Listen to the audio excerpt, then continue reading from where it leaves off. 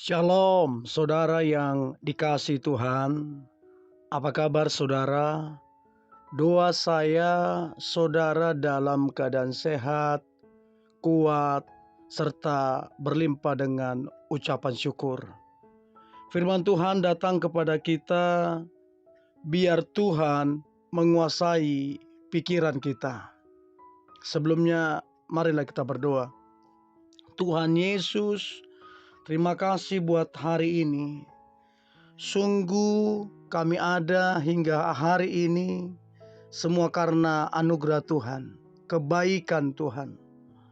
Kalau hari ini kami mau dengarkan firman Tuhan, urapi kami Tuhan, agar kami memperoleh pengertian, terlebih kami menjadi pelaku firman-Mu. Kami percaya hidup kami diberkati, jadi berkat mempermuliakan nama Tuhan Yesus. Di dalam nama Tuhan Yesus kami dengarkan firman-Mu. Haleluya. Amin. Biar Tuhan menguasai pikiran kita. 2 Korintus pasal 10 ayat ketiga sampai ayat yang kelima. Dikatakan demikian, memang kami masih hidup di dunia, tetapi kami tidak berjuang secara duniawi. Karena senjata kami dalam perjuangan bukanlah senjata duniawi, melainkan senjata yang diperlengkapi dengan kuasa Allah yang sanggup untuk meruntuhkan benteng-benteng. Kami mematahkan setiap siasat orang dan merubuhkan setiap kubu yang dibangun oleh keangkuhan manusia untuk menentang pengenalan akan Allah. Kami menawan segala pikiran dan menaklukkannya kepada Kristus. Saudara yang dikasihi Tuhan, biarlah Tuhan menguasai pikiran kita. Sebab pikiran ini adalah medan pertempuran. Pikiran ini bisa berbahaya kalau kita bertumpu kepada pikiran. Pikiran bisa berbahaya kalau kita hanya percaya kepada pikiran. Nah, yang perlu kita percayai adalah firman dan empunya firman itu.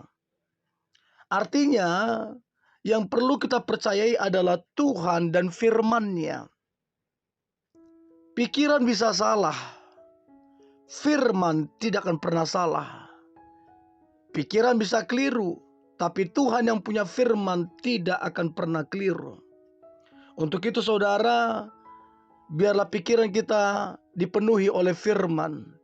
Hidup kita dipenuhi oleh firman. Sehingga yang keluar adalah firman Tuhan. Yang menguasai kita adalah firman Tuhan. Selain kita menjaga mata dan telinga, kita juga harus berwas-was untuk menjaga pikiran kita. Sebab tanpa disadari, pikiran kita akan menjadi sebuah kata-kata, akan menjadi sebuah tindakan, akan menjadi sebuah kebiasaan, bahkan menjadi nilai hidup kita. Jadi pikiran kita, kalau kita tidak hati-hati, pikiran-pikiran yang negatif, yang tidak benar, itu bisa menjadi tindakan, bisa menjadi kebiasaan, bahkan nilai-nilai hidup yang merugikan. Nah, kita dapat melihat bahwa apa yang dipikirkan oleh seseorang menentukan apa yang akan dikatakannya, apa yang akan dilakukannya, bahkan apa yang akan diyakininya. Iblis tahu ketika dia berhasil menguasai pikiran kita, ia dapat mengendalikan tubuh kita. Jadi saudara, hati-hati dengan pikiran. Kalau pikiran kita dikuasai oleh si iblis, maka dia mengendalikan tubuh kita. Untuk itu pikiran kita jangan diisi oleh keadaan, jangan diisi oleh fakta-fakta, jangan diisi oleh kata orang, katanya, tapi pikiran kita harus diisi oleh firman Tuhan. Harus diisi oleh kebenaran itu, sehingga kita akan dimerdekakan. Kita harus ingat bahwa kita tidak berjuang secara duniawi, karena senjata kita bukanlah senjata duniawi, melainkan senjata yang diperlengkapi oleh kuasa Allah. Jadi saudara yang dikasihi Tuhan, kita harus melawan iblis dan menguasai tubuh kita dengan cara yang benar, dengan cara menghormati Allah, yaitu dengan menawan segala pikiran dan menaklukkannya kepada Kristus. Sekali lagi saudara, menawan segala pikiran dan menaklukkannya kepada Kristus.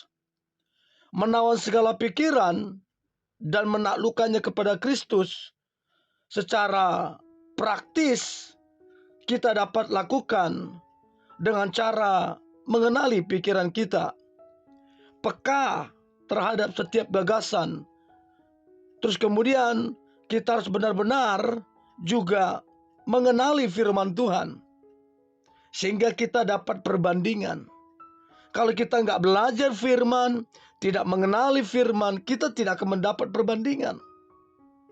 Daud mengatakan dengan tegas bahwa Taurat Tuhan itu sempurna, menyegarkan jiwa. Peraturan Tuhan itu teguh, memberikan hikmat kepada orang yang tak berpengalaman, dan membuat mata bercahaya. Mazmur 19 ayat ke-7 dan 8. Jika kita mengenal firman Tuhan, kita bukan hanya lebih kuat, kita juga dapat menguji setiap pikiran kita dan memiliki kepekaan terhadap apa yang tidak baik. Sedangkan orang-orang yang buta akan firman Tuhan, orang-orang itu akan kesulitan untuk menguji pikiran yang tidak baik, sebab mereka mudah ditipu dan sangat mudah dikalahkan oleh iblis. Mereka akan dipenuhi dengan pikiran yang fasik dan hawa nafsu yang justru mengendalikan dan menghancurkan tubuhnya.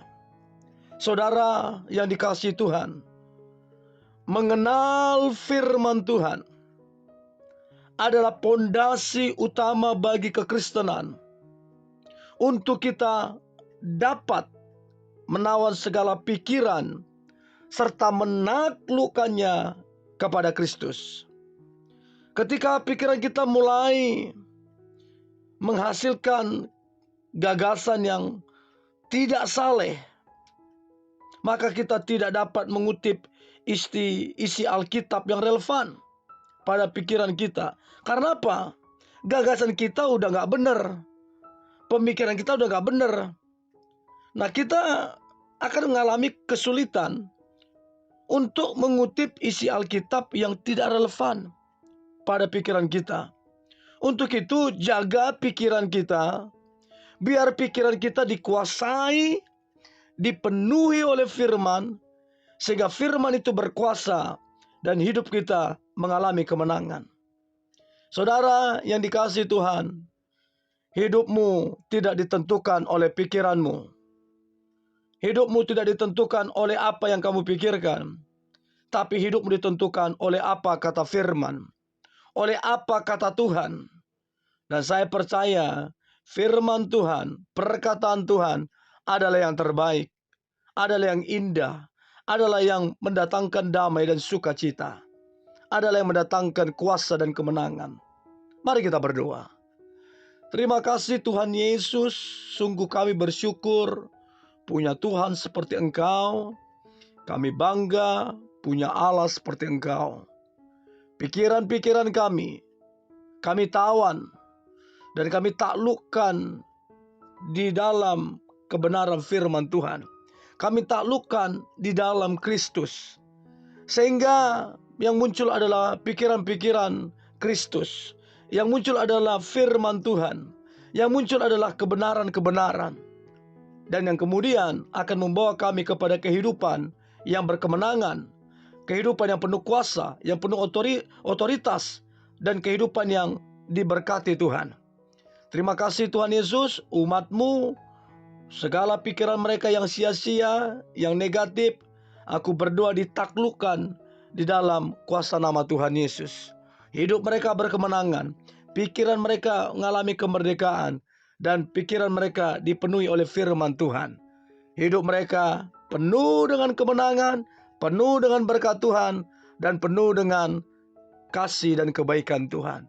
Dalam nama Tuhan Yesus, kami berdoa dan mengucap syukur. Haleluya. Amin.